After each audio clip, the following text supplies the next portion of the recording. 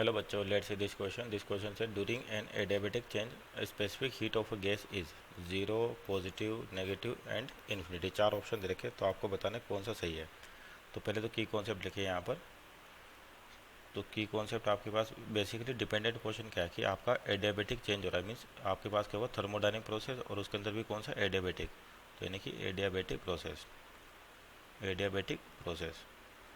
तो अब देखिए एडियाबेटिक प्रोसेस क्या होता है आपके पास कि ऐसा सिस्टम होता है जिसमें ना तो बाहर से हीट सप्लाई इनसाइड एंटर कर सकती, ना ही सिस्टम के अंदर से बाहर हीट जा सकती है। जैसे मान लीजिए आपके पास कोई भी सिस्टम है, तो अगर ये एडियाबेटिक है तो यहाँ से ना तो कोई बाहर हीट जाएगी और ना ही बाहर से कोई हीट एंटर करेगी।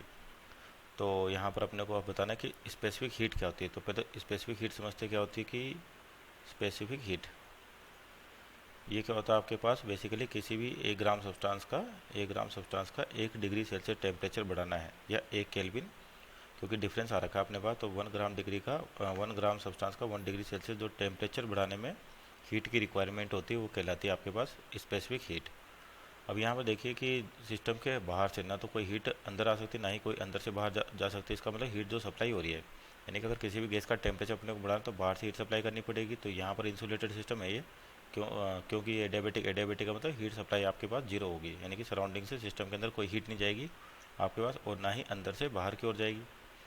तो यानी कि अब Q means amount of heat required to increase the temperature. तो यहाँ पर Q की वैल्यू क्या है, जीरो है। और जो स्पेसिफिक हीट होती है आपके पास S क्या हो जाएगी, ये Q upon N D T. तो आपका Q जीरो, इसका मतलब जो स्पेसिफिक हीट हो जाएगी ये भी कितनी हो जाएगी, जीरो हो जाएगी। सो और final answer is S equal to zero, means option number A is our right answer. Hope you understood well. Best of